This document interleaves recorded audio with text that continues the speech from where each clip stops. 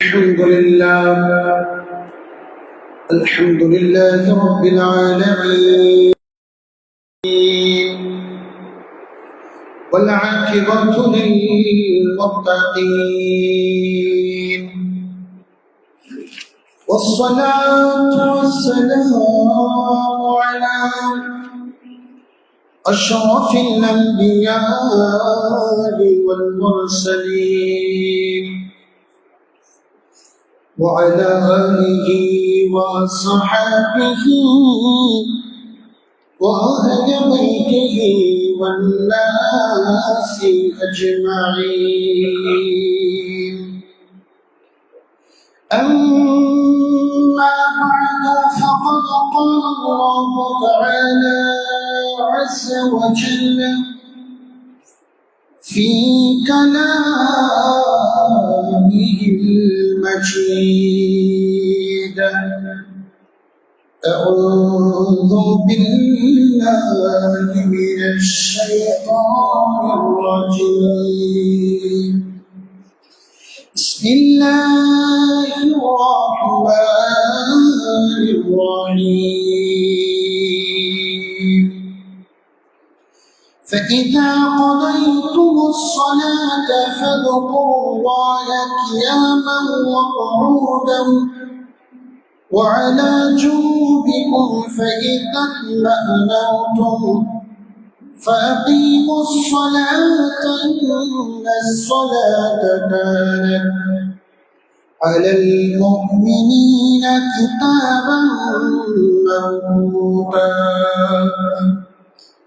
صدق الله العلي العظيم وصدق رسوله النبي الحبيب الكريم.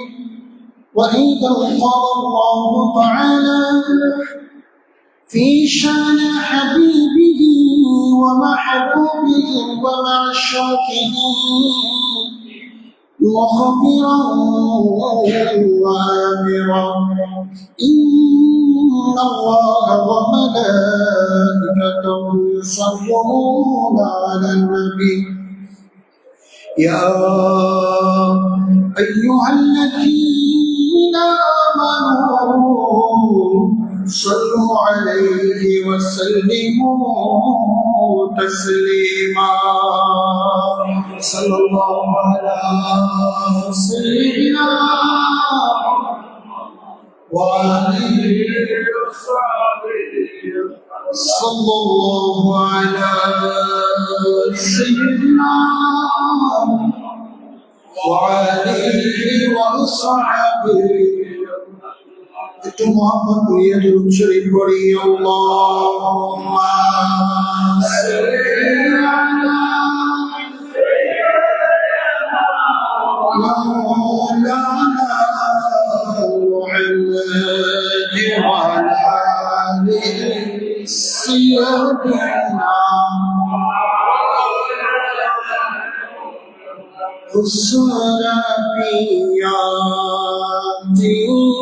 لقينا سروريا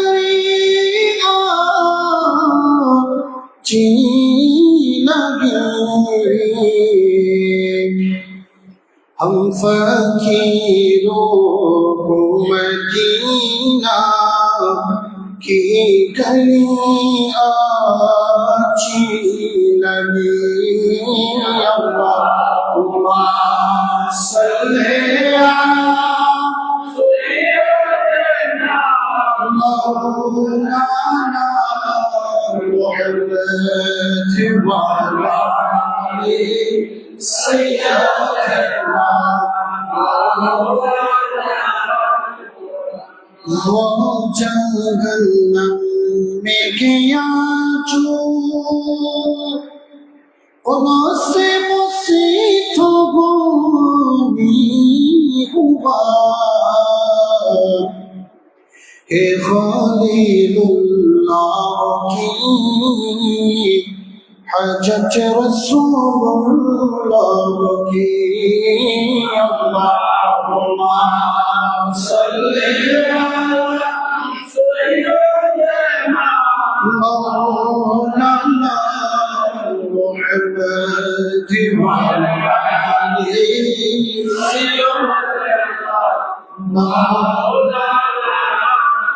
صلاة يا رسول الله عليكم سلام يا هو الحبيب الذي ترجى شفاعته لكل قول من الأهوال مقتحم صلاة يا رسول الله سلام يا حبيب الله نبينا الأمير المجيد فلا أحد أبر في قولنا منه ولا نعم صلاة يا رسول الله سلام يا حبيب الله صلي على رسولنا صلي على محمد صلي على حبيبنا صلي على زمین و سما تمہارے لیے مکین و مکان تمہارے لیے چنین و چنا تمہارے لیے بنے تو جا تمہارے لیے صلی علی رسول صلی علی محمد صلی علی حبیبنا صلی علی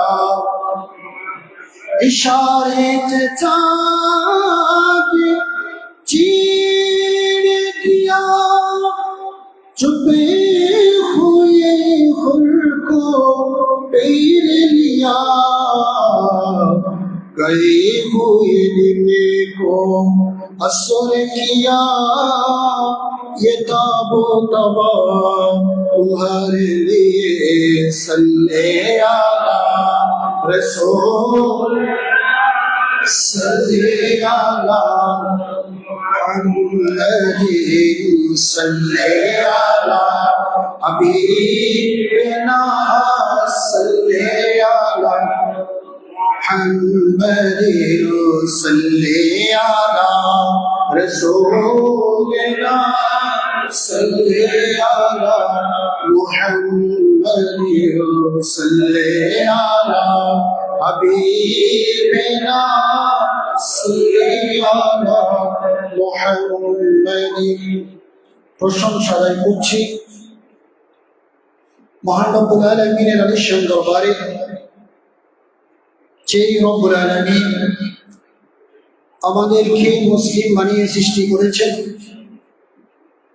এবং আজকের এই পবিত্র বরকতমণ্ডিত জুমার দিন পৃথিবীর শ্রেষ্ঠতম জায়গা আল কাবাতুল মুশাররফার একটা অংশ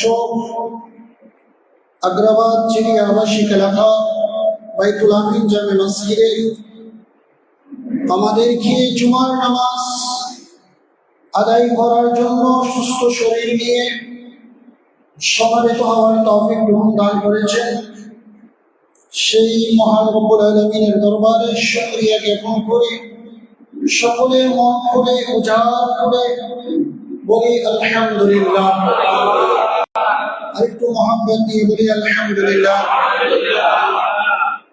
লক্ষ কোটি দুরূদ ও সালাম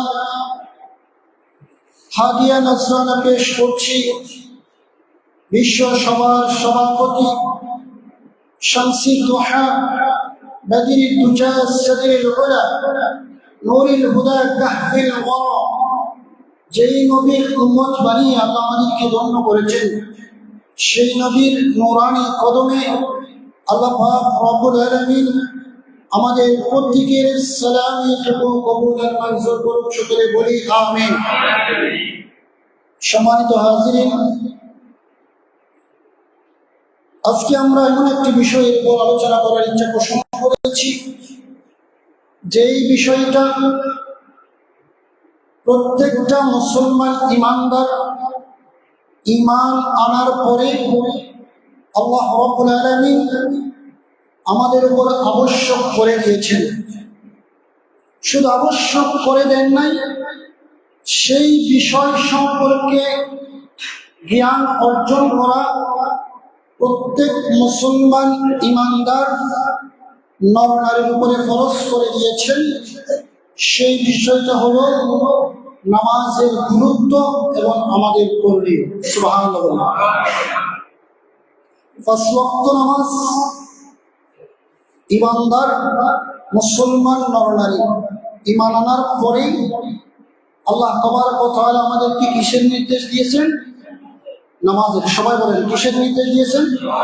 নামাজের। নামাজ আমাদের উপর কি ফরজ। ইসলামের স্তম্ভের মধ্যে অন্যতম স্তম্ভ নামাজ, এবং নামাজ সম্পর্কে জ্ঞান অর্জন করা, নামাজের হুকুম আহকাম সম্পর্কে জানা আমাদের উপরে। এখন আপনি জানেন না বলে বসে থাকবেন, সেই সুযোগ নাই। সেই সুযোগ অবশ্যই আপনি যদি মুসলমান হয়ে থাকেন, ইমানদার হয়ে থাকেন, নামাজ সম্পর্কে আপনাকে অবশ্যই অবশ্যই জানতে, না জানার কোনো সুযোগ।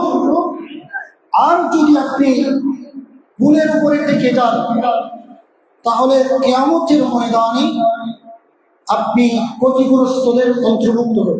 কাদের অন্তর্ভুক্ত? যারা ক্ষতিগ্রস্ত তাদের অন্তর্ভুক্ত হবেন। আর যদি আপনার ভুলকে সংশোধন করেন, তাহলে আপনি সকল ব্যক্তিদের অন্তর্ভুক্ত হবেন। সুবহানাল্লাহ।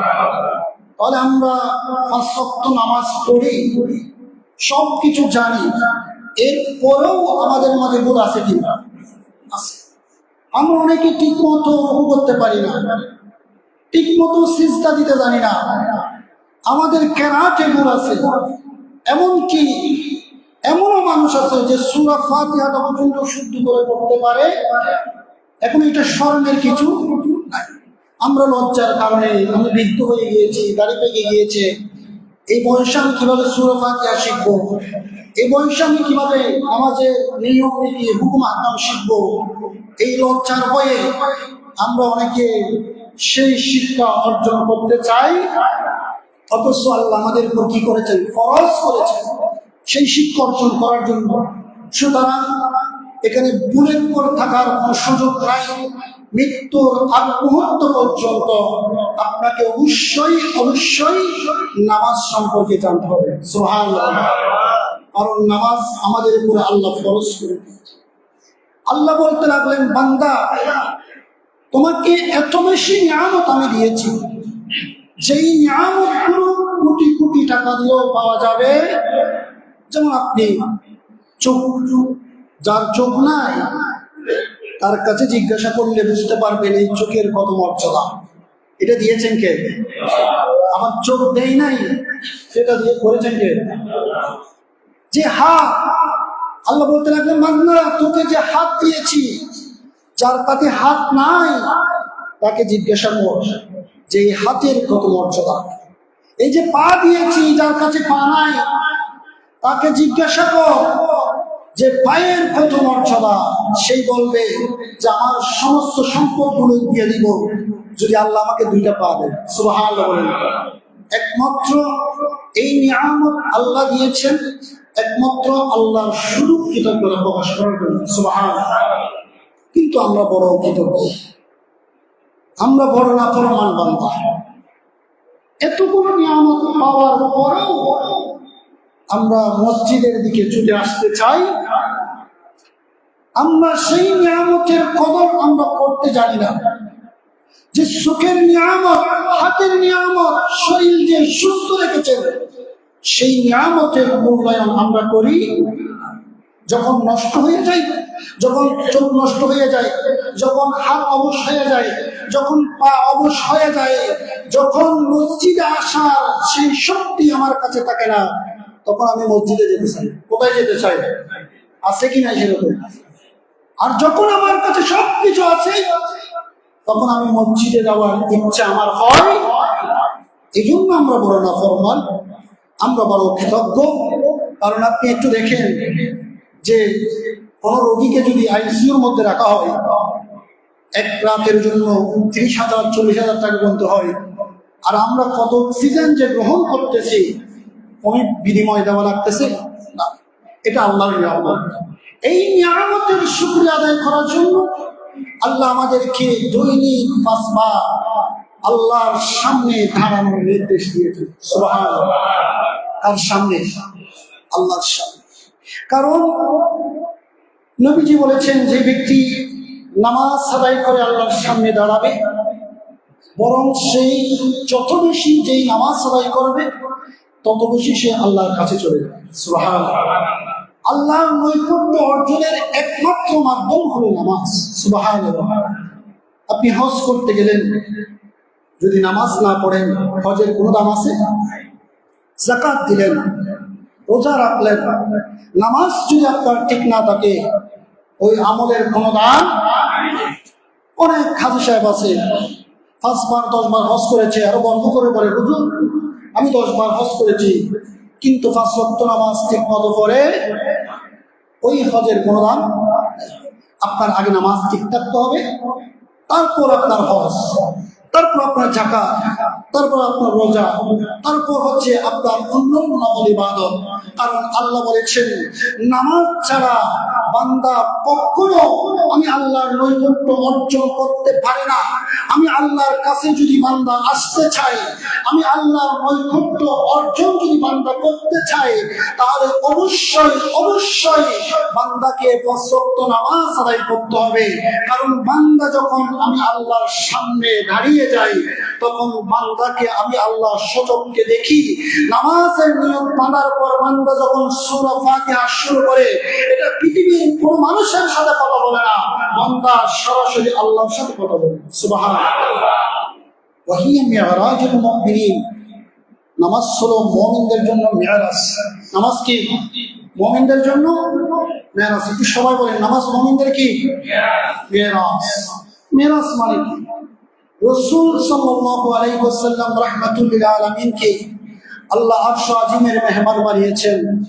নবীজি আল্লাহর আরশ আজিমে গিয়েছেন, এই আলোচনাগুলো আপনারা শুনেছেন মেরাজের আলোচনায়। উপহার নিয়ে গিয়েছেন, আবার আসার সময় আমাদের জন্য আল্লাহ কিছু উপহার দিয়েছেন। কয় ওয়াক্ত দিয়েছিলেন? না, 50 ওয়াক্ত। কয় ওয়াক্ত? 50 ওয়াক্ত। মাঝখানে মুসা কলিমুল্লাহর সাথে সাক্ষাৎ। কারণ মুসা কলিমুল্লাহ বলে, হাবিব আপনি যদিও পৃথিবীতে সবার শেষে গিয়েছেন, আপনার সৃষ্টি যদিও আগে, কিন্তু পৃথিবী সম্পর্কে আমার তো একটু ধারণা আছে। আমার উম্মতটা ছোট ছোট আমল করতে পারে নাই, আপনার উম্মত সেই 50 ওয়াক্ত নামাজ আদায় করতে পারবে না। নবীজি আল্লাহর কাছে গেলেন, আল্লাহ কমিয়ে দিলেন। আল্লাহ কি করলেন? কমাই দিলেন। কয় ওয়াক্ত করে দিলেন? 5 ওয়াক্ত। সওয়াব কি কমাই দিয়েছেন? না। আল্লাহ বলে দিয়েছেন, নবী আপনি যান, আপনার উম্মতদেরকে বলেন তারা 5 ওয়াক্ত নামাজের যত্ন করবে। 5 ওয়াক্ত নামাজ 5 বার দৈনিক আমি আল্লাহর সামনে দাঁড়িয়ে আমি আল্লাহর সাথে কথা বলবে। আমি আল্লাহ তাদের আমলনামায় 50 ওয়াক্ত নামাজের সওয়াব দিয়ে দেব। নামাজ পড়বেন কয় ওয়াক্ত? 5 ওয়াক্ত। আর সওয়াব পাবেন কয় ওয়াক্ত? 50। এটা একমাত্র উম্মতি মুহাম্মদীকে দেওয়া হয়েছে, অন্য কোন উম্মতদেরকে সেই সওয়াব দেওয়া হয় নাই। উম্মতি মুহাম্মদ বড় মর্যাদাবান, বড় সম্মানের অধিকারী। এই জন্য আল্লাহ বলেছেন, নবীজি বলেছেন, ওগো আল্লাহ আপনি তো কথা বলার জন্য আমাকে আরশ আজিমের মেহমান বানিয়েছেন, আপনি আমার সাথে কথা বলেছেন, সেখানেও নবীজি উম্মতের কথা বলে নাই। আমার উম্মত আপনার সাথে কিভাবে কথা বলবে? তখন আল্লাহ বলে দিলেন, ও আমার হাবিব, ও আমার বন্ধু, আপনার উম্মতদেরকে বলে দেন, তারা যদি দৈনিক 5 ওয়াক্ত নামাজ আদায় করে, ওই 5 ওয়াক্তের মধ্যে 5 বার আমি আল্লাহর সাথে কথা বলবো। সুবহানাল্লাহ। ইমাম বুখারী বড় চমৎকার করে বলেছেন, যে নামাজ আদায় করা মানে হলো আল্লাহর সাথে কথোপকথন করা, আল্লাহর সাথে কথা বলা। সুবহানাল্লাহ। তাহলে সেই নামাজ কখনো মাপ পাওয়ার কোনো সুযোগ নাই। নবীজি হাদিসের মধ্যে বলেছেন, এই হাদিসটা মুহাম্মদ ইবনে কুদামা ফিকহের কিতাব আল মাগরি সেই কিতাবের মধ্যে তিনি কোট করেছেন, ওয়ালা তাসকুতুস সালাতা আনহু মা দামা আকলুহু সাবিতান। কোন ব্যক্তি যদি সাগরের মধ্যে পড়ে যায়, কোথায়? কোন ব্যক্তি যদি সাগরে পড়ে যায়, ওই সময় যদি তার জ্ঞান ঠিক থাকে, তার যদি হুঁশ ঠিক থাকে যে আজান হচ্ছে, নামাজের সময় হয়েছে, এই ইবনে কুদামা তার কিতাবের মধ্যে তিনি বলতে লাগলেন, ওই অবস্থায় সেই ইশারার মাধ্যমে নামাজ আদায় করতে হবে। সুবহানাল্লাহ। কোথায় পড়ে গেলে? সাগরে পড়ে গেলে তার হুঁশ যদি ঠিক থাকে, কি ঠিক থাকে? হুঁশ যদি ঠিক থাকে, জ্ঞান যদি ঠিক থাকে, ওই অবস্থায়ও তার নামাজ মাফ নাই। নামাজের সময় হয়েছে, এই জ্ঞান যখন তার মধ্যে থাকবে তখনই তাকে ইশারার মাধ্যমে নামাজ আদায় করতে হবে। সুবহানাল্লাহ। নবীজি বুখারীর হাদিসের মধ্যে বলেছেন, সাল্লা কাইমান, তোমরা নামাজ আদায় করো দাঁড়িয়ে। নামাজ আদায় করো কি করে? দাঁড়িয়ে। এখন কেউ যদি বলে দাঁড়াতে হুজুর আমি সক্ষম না, দাঁড়াইতে পারতেছি না, পায়ে ব্যথা, হাতে ব্যথা, ইসলাম আমাদেরকে সহজ করে দিয়েছেন। ইসলাম বলতে রাখবেন, ফাইল্লাম তাসতাতিঈ ফাকাইদান, ও আমার উম্মত, তোমরা যদি দাঁড়াইতে না পারো তাহলে তোমরা বসে বসে নামাজ আদায় করো। সুবহানাল্লাহ। বসে বসে কি করো? নামাজ আদায়। দাঁড়াইতে না পারলে কঠিন কোনো বিষয় নয়, বসে বসে নামাজ আদায় করো। এ হাদিসের ব্যাখ্যার মধ্যে মুহাদ্দিসিনে কারামগণ ব্যাখ্যা করেছেন, এই মাসালাটা সকলেরই জানা উচিত। আপনারা যারা চেয়ারে বসে নামাজ আদায় করেন, মনে কষ্ট আনবেন না। চেয়ারে বসে নামাজ আদায় করা এটা হচ্ছে ডাক্তারের ফতোয়া। কার ফতোয়া? ডাক্তারের ফতোয়া। ডাক্তার কি ফতোয়া দেওয়ার যোগ্য? ডাক্তার করবে চিকিৎসা, আর ফতোয়া দেবে কে? আলেম। এখন আলেম যদি চিকিৎসা করে, ডাক্তার যদি ফতোয়া দেয়, তাহলে এদিকে রোগী মারা যাবে, আর ফতোয়া এদিকে কি হয়ে যাবে? কতল হয়ে যাবে। এজন্য আমি অনুরোধ করব, যদি পারেন চেয়ার ত্যাগ করে নামাজ আদায় করার চেষ্টা করুন। এখানে ফাকাইদান বলেছেন যে নিচে বসে, মাটিতে বসে নামাজ আদায় করা। কোথায় বসে? এখানে চেয়ারে বসে যে নামাজ আদায় করা, এটা কোনো আলেম, কোনো মুফতি, কোনো ফকিহ আজ পর্যন্ত বলেছেন সেটার কোনো প্রমাণ নেই। কারণ চেয়ারে বসে একটু অহংকার চলে আসে। কি চলে আসে? অহংকার চলে আসে। এই জন্য মনে কষ্ট আনবেন না। এটা যদি পারেন চেয়ার ত্যাগ করবেন। আর যদি কোমরে ব্যথা হয়, বাধ্যতামূলক করতে হয়, তাহলে করতে পারে। নবীজি এটাও বলেছেন যে নিচে বসে যদি নামাজ আদায় করার সময় পা যদি ক্যাবলার দিকেও দিতে হয়, কোন দিকে? ক্যাবলার দিকে যদি পা দিতে হয়, ওই অবস্থায়ও সেই নামাজ আদায় করবে। সুবহানাল্লাহ। এই জন্য চেষ্টা করবেন যে চেয়ারে বসে নামাজ না পড়ার জন্য। এটা হচ্ছে শরীয়তের ফয়সালা। এরপর নবীজি বলেছেন, ফাইল্লাম তাসতিফ আলাইহি জুনুবি, কেউ যদি বসে নামাজ আদায় করতে না পারে তাহলে শুয়ে শুয়ে নামাজ আদায় করবে। কি করে? শুয়ে শুয়ে। মনে করেন এমন ব্যক্তি অসুস্থ হয়ে গিয়েছে, সে দাঁড়াইতেও পারতেছে না, বসতেও পারতেছে না, শুয়ে শুয়ে নামাজ আদায় করার জন্য তাকে কি হয়েছে? বলা হয়েছে। যদি তার জ্ঞান ঠিক থাকে। কি ঠিক থাকে? জ্ঞান ঠিক থাকে। আমাদের জন্য প্রথম শর্ত হচ্ছে জ্ঞান ঠিক থাকতে হবে, আকল ঠিক থাকতে হবে। যদি পাগল হয়ে যায় তার উপর নামাজ ফরজ। এখন শুয়ে কিভাবে নামাজ আদায় করবে? ফিকহের কিতাবের মধ্যে এসেছে এভাবে নামাজ আদায় করবে, ওই ব্যক্তির যদি হুঁশ জ্ঞান ঠিক থাকে, সেই পূর্ব দিকে মাথা দিবে। কোন দিকে? পূর্ব দিকে মাথা দিবে, পশ্চিম দিকে তার পা থাকবে। কোন দিকে? কিবলার দিকে তার পা থাকবে, এবং মাথা দিবে একটু বালিশ দিয়ে, মাথাটা উঁচু করবে, ইশারার মাধ্যমে সে তার নামাজ আদায় করবে। সুবহানাল্লাহ। তার পুরো নামাজ মাফ আছে। দাঁড়িয়ে পড়তে না পারলে বসে, সবাই বলেন দাঁড়িয়ে পড়তে না পারলে, আর বসে পড়তে না পারলে শুয়ে পড়তে হবে, যদি কি থাকে জ্ঞান ঠিক থাকে। এরপরও নামাজ মাফ নাই, নামাজ পড়তেই হবে। এবং শুয়ে পড়তে না পারলে কি করবে? শুয়ে পড়তে না পারলে, তার জ্ঞান যদি ঠিক না থাকে, সে যদি পবিত্র অর্জন করতে না পারে, তাহলে নামাজের বদলে সে কাফারা আদায় করবে। সুবহানাল্লাহ। এবং আব্দুল মুখতার সেই কিতাবের মধ্যে ফকিহ এই ঘটনাও বলেছেন, কারো কাছে যদি কাপড় না থাকে, কি না থাকে, কাপড় না থাকে, وإن تعذر القعود أو ما مستلقيا على ظهره ورجله نحو القبل, কারো কাছে যদি কোনো কাপড় না থাকে, সে কি অবস্থায় নামাজ পড়বে? কিন্তু এখন আমাদের দেশে কাপড় নাই, এরকম কোনো ব্যক্তি আছে? যদি কাপড় না থাকে, নবীজি বলেছেন আওরাতাহু, উলঙ্গ অবস্থায় সেই নামাজ আদায় করবে। সুবহানাল্লাহ। উলঙ্গ অবস্থায় কিভাবে? সাল্লা জালিসান ইউমিউ বিররুকুই ওয়াস সুজুদ, সেই বসে বসে, যদি কাপড় না থাকে, উলঙ্গ অবস্থায় বসে বসে ইশারার মাধ্যমে সেই রুকু সিজদা আদায় করবে। সুবহানাল্লাহ। ওয়া ইন সাল্লা কায়মান জাযা, চাইলেও সেই দাঁড়িয়েও নামাজ পড়তে পারবে।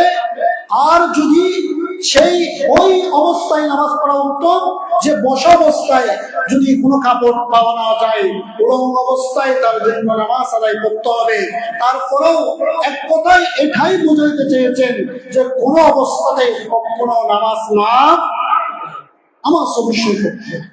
কোরআনুল কারীমের মধ্যে আমি যে আয়াতে কারীমা আপনাদের সম্মুখে তেলাওয়াত করেছিলাম, আল্লাহ রাব্বুল আলামিন বলেন, ফাইদা কাদাইতুমুস সালাত ফাযকুরুল্লাহা কিয়ামান ওয়া কুউদান ওয়া আলা জুনুবিকুম, তোমরা যখন নামাজ আদায় করবে, ফাযকুরুল্লাহ, সর্ব অবস্থায় তোমরা আল্লাহকে স্মরণ করো, কিয়ামান ওয়া কুউদান ওয়া আলা জুনুবিকুম, তোমরা দাঁড়ানো অবস্থায়, বসা অবস্থায়, ওয়া আলা জুনুবিকুম, শোয়া অবস্থায়, সর্ব অবস্থায় তোমাদের যে অবস্থায় সুবিধা হয় সেই অবস্থায় আমি আল্লাহকে স্মরণ করি। সুবহানাল্লাহ। ফাইযা মা'নাতুম ফাকিমুস সালাত, যদি যুদ্ধ চলে, কি চলে? যুদ্ধের সময় ওই অবস্থায় নামাজ না পড়াই। ফাইযা মা'নাতুম, তোমরা সংক্ষিপ্ত সময়ে নামাজ আদায় করে নাও। সুবহানাল্লাহ।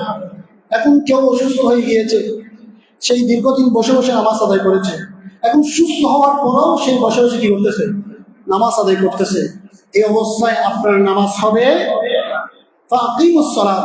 আপনি যখন অসুস্থ ছিলেন তখন বসে নামাজ আদায় করেছেন, আপনি যখন অসুস্থ ছিলেন তখন শুয়ে নামাজ আদায় করেছেন, আপনি যখন আবার সুস্থ হয়ে গিয়েছেন তখন আপনি আগের মতো দাঁড়িয়ে দাঁড়িয়ে নামাজ আদায় করেন। সুবহানাল্লাহ। ইন্নাস সালাতা কানাত আলাল মুমিনিনা কিতাবাম মাওকুতা, নিশ্চয় নির্ধারিত সময়ে নামাজ আদায় করা প্রত্যেক মুমিনের উপর ফরজ। সুবহানাল্লাহ। কিতাবাম মাওকুতা, সময়ের ভিতরে। নামাজের একটা সময় আছে কি না? এখন অনেককে দেখা যায় ফজরের নামাজ যোহরের সাথে পড়ে। ফজরের নামাজ কিসের সাথে? কিতাবাম মাওকুতা, সময় মতো নামাজ আদায় করা ফরজ। সময় মতো নামাজ আদায় করা কি ফরজ? ইচ্ছাকৃতভাবে কেউ যদি নামাজের সময় পার করে দেয়, আড্ডার মাধ্যমে, গল্পের মাধ্যমে, ব্যবসায় ব্যস্ত, চাকরিতে ব্যস্ত, ইচ্ছাকৃতভাবে নামাজের সময় যদি কেউ পার করে দেয়, সেই কবিরা গুনাহ করেছে। কি গুনাহ? সবাই বলেন কি গুনাহ? কবিরা গুনাহ। যেই গুনাহ তাওবা ছাড়া ক্ষমা পাওয়া যায় না, তাকে অবশ্যই তাওবা করতে হবে, আবার সেই নামাজ কাজা আদায় করতে হবে। সেই নামাজ কি আদায় করতে হবে? এই জন্য সময় মতো নামাজ আপনাকে কি করতে হবে? আদায় করতে হবে। ফজর, ফজরের সময়, যোহর, যোহরের সময়, আসর, আসরের সময়, মাগরিব, মাগরিবের সময়, ইশা, ইশারের সময়। কোরআনুল কারীমের সূরা মাউনের মধ্যে আল্লাহ বলেছেন, ফাওয়াইলুল লিল মুসাল্লিন, ওই সমস্ত নামাজীদের জন্য ধ্বংস, আল্লাযীনা হুম আন সালাতিহিম সাহুন, যারা ইচ্ছাকৃতভাবে নামাজের সময় পার করে দেয়, তাদের জন্য ধ্বংস, তাদের নামাজ আল্লাহর কাছে কোনো কাজে আসবে না। নাউযুবিল্লাহ বলেন না। এবং এই নামাজের গুরুত্ব সম্পর্কে কোরআনুল কারীমের মধ্যে আল্লাহ বারবার বলেছেন, প্রায় ৮২টি জায়গার মধ্যে বলেছেন, আকিমুস সালাহ ওয়া আতুজ যাকাত, তোমরা নামাজ আদায় করো, একে অপরকে নামাজের দাওয়াত দাও। যখন মসজিদে আযান হবে, দৈনিক ৫ বার তোমাদেরকে সতর্ক করা হয়। মুয়াজ্জিন যখন মসজিদ থেকে আযান দেয়, নামাজি ব্যক্তিকে এই মেসেজ দেয় যে তোমাকে আল্লাহ ডাকতেছে। সুবহানাল্লাহ। মুয়াজ্জিনের আযান শুনে তোমরা মসজিদের দিকে ছুটে যাও, নিজে নামাজ আদায় করো, পরিবার পরিজনদেরকে নামাজ আদায়ের নির্দেশ দাও। সুবহানাল্লাহ। কারণ কিয়ামতের ময়দানে সর্বপ্রথম কিসের হিসাব হবে? নামাজের। সবাই বলেন কিসের হিসাব? এই হাদিসটা তিরমিজি শরীফে রয়েছে, আবু দাউদ শরীফের মধ্যে রয়েছে। হযরত আবু হুরায়রা রাদিয়াল্লাহু তাআলা আনহু বর্ণনা করেন, قال رسول الله صلى الله عليه وسلم إن أول ما يحاسب به العبد يوم القيامة من عمله صلاته। সর্বপ্রথম কিয়ামতের ময়দানে সমস্ত আমলের মাঝে যে আমলের হিসাব নেওয়া হবে সেটা হচ্ছে নামাজ। সুবহানাল্লাহ। এখন বলেন, পরীক্ষা দিচ্ছে পরীক্ষার্থী, এখন মূল খাতার মধ্যে সেই যদি ঠিক মতো আনসার না করে, মূল খাতার মধ্যে সেই যদি ফিল করে, অতিরিক্ত খাতা কি দেখবে? কারণ শুধু মূল খাতায় ফিল, কোথায় ফিল করেছে? মূল খাতার মধ্যে সেই ফিল করেছে। এখন আপনি সর্বপ্রথম হিসাব হবে কিসের? নামাজের। সেখানেই যদি আপনি ফিল করে বসে থাকেন, তাহলে আর অতিরিক্ত আমলের কোনো দেখার সুযোগ নাই। এজন্য মূল খাতায় আপনাকে কি হতে হবে? উত্তীর্ণ হতে হবে। মূল খাতায় যদি আপনি উত্তীর্ণ হন, তাহলে অতিরিক্ত গুলো আপনার আমল নামার মধ্যে যোগ হয়ে আল্লাহ আপনাকে জান্নাত পর্যন্ত পৌঁছে দেবেন। সুবহানাল্লাহ।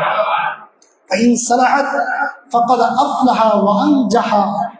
যেই নামাজের হিসাব দিতে পারবে, ফাইন সালাহাত ফাকাদ আফলাহা, সেই সফল, ওয়া আনজাহা, সেই কামিয়াবী ব্যক্তি, সেই সফল ব্যক্তিদের অন্তর্ভুক্ত হয়ে যাবেন। সুবহানাল্লাহ। ওয়াইন ফাসাদাত ফাকাদ খাবা ওয়া হাসিরা। আর যেই নামাজের হিসাব দিতে পারবে না, যার নামাজ নষ্ট হয়ে যাবে, সেই খাসিরা এবং ক্ষতিগ্রস্তদের অন্তর্ভুক্ত হবে। নাউজুবিল্লাহ বলেন। ফাইন ইনতাকাসা মিন ফারিদাতিন শাইইন ক্বালা রাব্বু আযজা ওয়া জাল্লা। এবং ফরজ নামাজের ঘাটতি পূরণ করবে নফল নামাজ। ফরজ নামাজের ঘাটতি পূরণ করবে কিসের নামাজ? নফল নামাজ। উনজুরু ওয়াহাল লিআবদি মান তাতুরু ফায়ুকাম্মালা বিহা মা ইনতাকাসা মিনাল ফারিদাতি।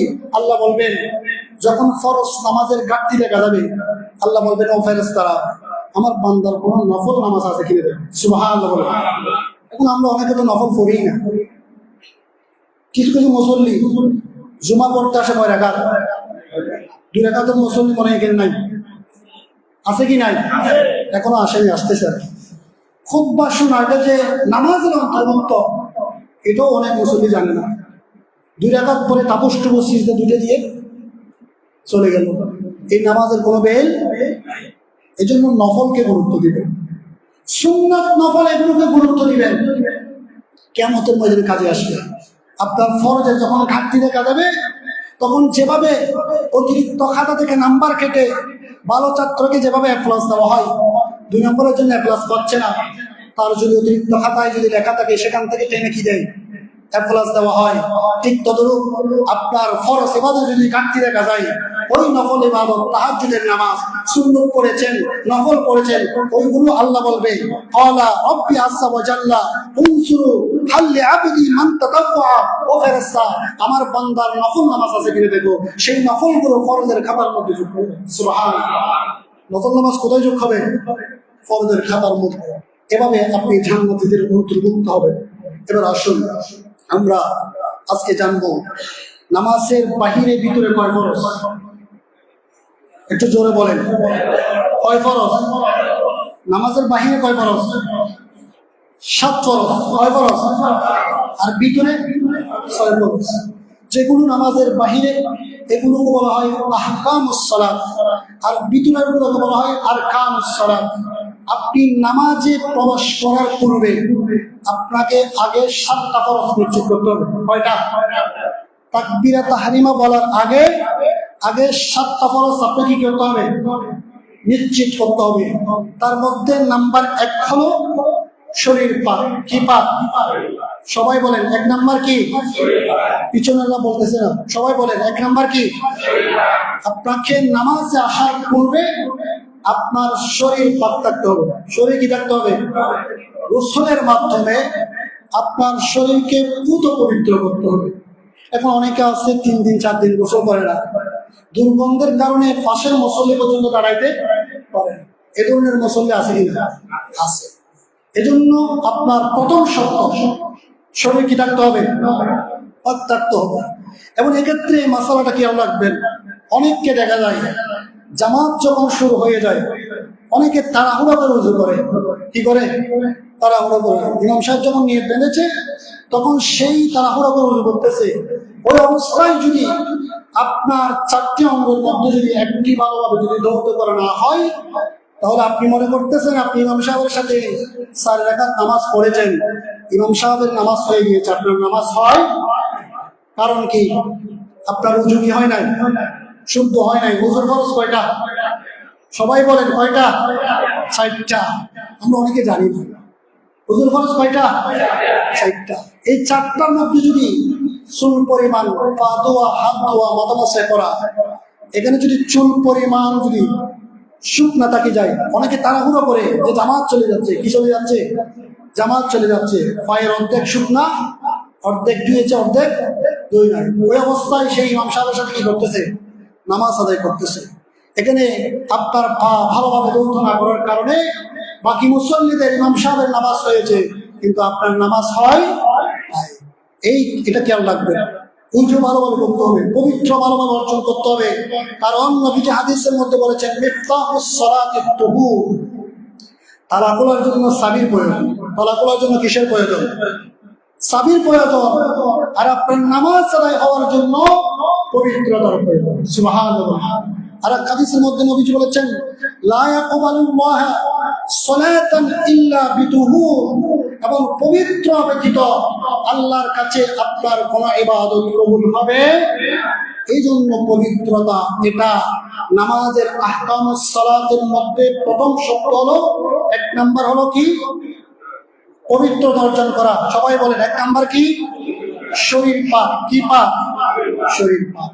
এবার 2 নাম্বার আসেন, নামাজের বাহিরে কয় ফরজ? 7 ফরজ। সবাই বলেন কয় ফরজ? এবার 2 নাম্বার আছে কাপড়। 2 নাম্বারে কি? কাপড়। আপনার কাপড় কি হতে হবে? পবিত্র হতে হবে। কারণ সূরা মুদ্দাসসিরের 4 নম্বর আয়াতের মধ্যে আল্লাহ বলেছেন ওয়াসিয়াবাকা ফাতাহহির, তোমরা নামাজে যাওয়ার পূর্বে তোমাদের কাপড়গুলো পবিত্র করো। সুবহানাল্লাহ বলেন। এবং সূরাতুল আরাফের 31 নম্বর আয়াতের মধ্যে আল্লাহ বলেছেন ইয়া বানি আদমা খুযু যিনাতাকুম ইনদা কুল্লি মাসজিদিন, এ বানি আদম খুযু যিনাতাকুম ইনদা কুল্লি মাসজিদিন, তোমরা যখন নামাজ আদায় করতে যাবে তখন সৌন্দর্যময় এবং সুন্নতি পরিপাটি পোশাক পরিধান করো। সুবহানাল্লাহ। এখন আমরা পরিপাটি পোশাক কি হাফ গেঞ্জি নাকি? হ্যাঁ, কেমন অবস্থা? পরিপাটি পোশাক কি হাফ গেঞ্জি, টি শার্ট? আর্জেন্টিনার জার্সি, ব্রাজিলের জার্সি আছে কিনা? এই জার্সি পরে পরে নামাজ আদায় করে, এরকম আছে কিনা? ইয়া বানি আদমা সূরা আরাফের 31 নম্বর আয়াত। বাংলা কোরআন শরীফ থাকলে খুলে দেখবেন হুজুর কি মিথ্যা বলেছে কিনা। মনে হয় খেলার মাঠে আসছে, মনে হয় কোথায় আসছে? খেলার মাঠে আসছে। এই যে টি শার্ট পরে, জার্সি পরে, হাফ গেঞ্জি পরে, হাফ শার্ট পরে আপনি কার সামনে দাঁড়াচ্ছেন? নামাজে দাঁড়ানো মানে কার সামনে দাঁড়ানো? আমি শুরুতে বলেছি কার সামনে দাঁড়ানো? তো আল্লাহর সামনে দাঁড়াচ্ছেন। আপনি যদি লুঙ্গি পরে আপনার অফিসে যান, অফিসে কি ঢুকাবে নাকি বের করে দিবে? হ্যাঁ, বের করে দিবে। আপনি বসের সামনে দাঁড়ান একেবারে নম্র। আপনি ব্যাংকে ঢুকলে সাদা পোশাক পরে যেতে হবে, সাদা শার্ট। হ্যাঁ, এখানে কোনো কালারিং শার্ট পরে যাওয়া। তো দুনিয়ার নিয়ম যদি অবস্থা হয়, আপনি আপনার রবের সামনে দাঁড়াচ্ছেন, সেখানে যাচ্ছি পরে আর্জেন্টিনার যাচ্ছি, ব্রাজিলের যাচ্ছি, আর টি শার্ট এবং গেঞ্জি, হাফ গেঞ্জি, এটা কি আপনার উত্তম পোশাক? আপনি সরাসরি কোরআন আয়াতের বিরোধিতা করতেছেন। ইয়া বানি আদমা, ও বনি আদম সন্তান, খুযু যিনাতাকুম ইনদা কুল্লি মাসজিদিন, তোমরা যখন মসজিদে যাবে, নামাজ আদায় করতে যাবে, সুন্দর সুন্নতি পরিপাটি পোশাক পরিধান করো। সুবহানাল্লাহ।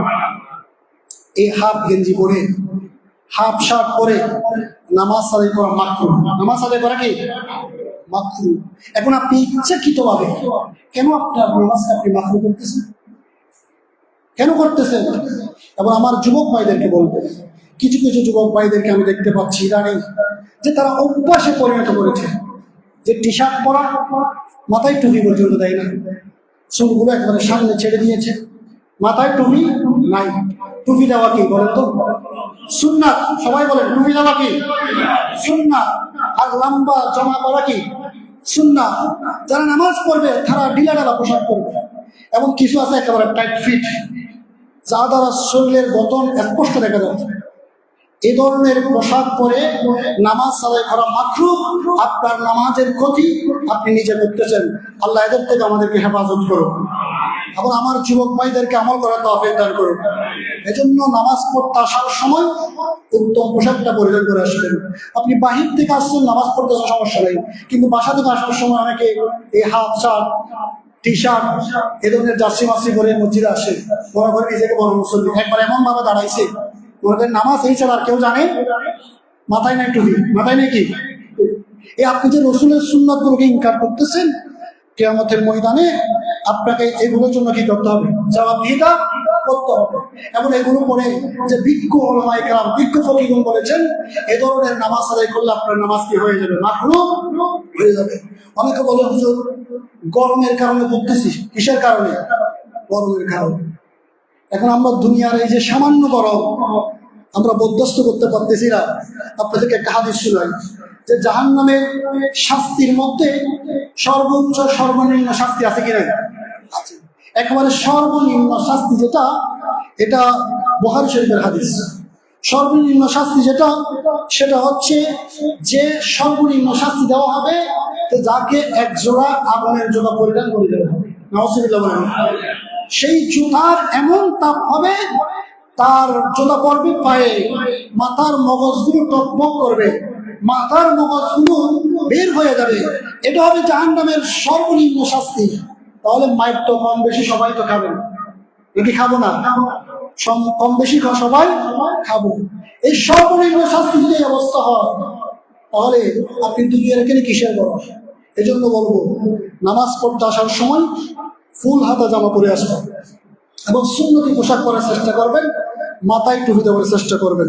তাহলে 2 নাম্বার গেল। 3 নাম্বার হলো নামাজের জায়গা পাবে। নামাজের কি জায়গা পাবে? নামাজের জায়গা অবশ্যই অবশ্যই পবিত্র রাখতে হবে। নামাজের জায়গা যেখানে পাক থাকবে সেখানে আপনি নামাজ আদায় করতে পারবেন। 4 নাম্বার হলো 17 টাকা। কি টাকা? 17 টাকা।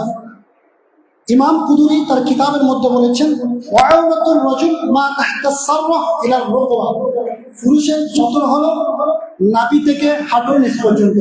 নাভি থেকে হাঁটুর নিচ পর্যন্ত ডেকে রাখা ফরজ। নাভি থেকে হাঁটুর নিচ পর্যন্ত ডেকে রাখা কি ফরজ? সবাই বলেন, নাভি থেকে হাঁটুর নিচ পর্যন্ত ডেকে রাখা ফরজ। কিন্তু হাফ প্যান্ট পরে ঘোরাফেরা করে এরকম মুসলমানের ছেলে সন্তান আছে কিনা? এই ফরজ লঙ্ঘন করতেছে। যারা দেখতেছে তারাও গুনাহগার হচ্ছে, যে পড়ছে সে তো গুনাহগার হচ্ছে। এখন নাভি থেকে হাঁটুর নিচ পর্যন্ত 17 টাকা ফরজ, তাই বলে কি আপনি 3/4 প্যান্ট পরে কি নামাজ চলে আসবেন?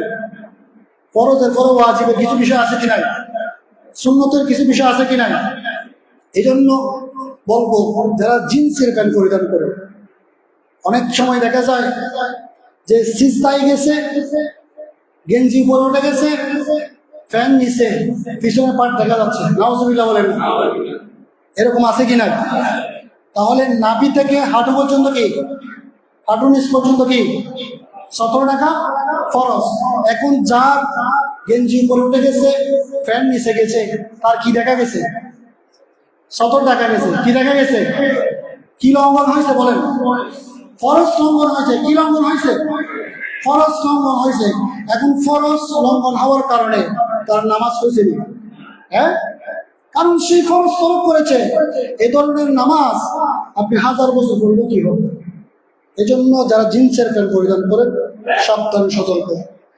প্যান্ট পরার সময় নাভির উপরে পরবেন। কোথায় পরবেন? নাভির উপরে। এবং আরেকটা মাসালা খেয়াল রাখবেন, যারা প্যান্ট নিচে পড়ে দেন, গুটিয়ে দেন, হাত গুটিয়ে দেন, নামাজ মাকরুহ হবে। আপনি উপরে গুটিয়ে দেবেন। কোথায়? উপরে। প্যান্ট যদি লম্বা হয় আপনি কেটে ফেলবেন। প্যান্ট থাকবে গোড়ালির উপরে, পায়ের গোড়ালির উপরে। নিচে যদি কেউ প্যান্ট ঘুরিয়ে দেয়, অথবা হাতের শার্টের হাতা যদি কেউ ঘুরিয়ে দেয়, সে অবস্থায় কি হবে? নামাজ মাকরুহ হবে। খোলা থাকতে হবে। আল্লাহ আমাদের প্রত্যেককে আমল করে তৌফিক দান করুন। ইনশাআল্লাহ আগামী জুমায় এখান থেকে আলোচনা শুরু হবে। আপনাদেরকে অনুরোধ করবো একটু তাড়াতাড়ি আসার চেষ্টা করবেন। জুমার নামাজের ফজিলত বরকত হাসিল করার চেষ্টা করবেন, কারণ এই মাসালাগুলো আপনি পড়লেও আমল করবেন, এখান থেকে প্র্যাকটিক্যাল যদি শিখতে পারেন আপনার দৈনন্দিন জীবনে কাজে আসবে। যারা যারা সুন্নাত আদায় করবেন, সারা সুন্নাত আদায় করবেন।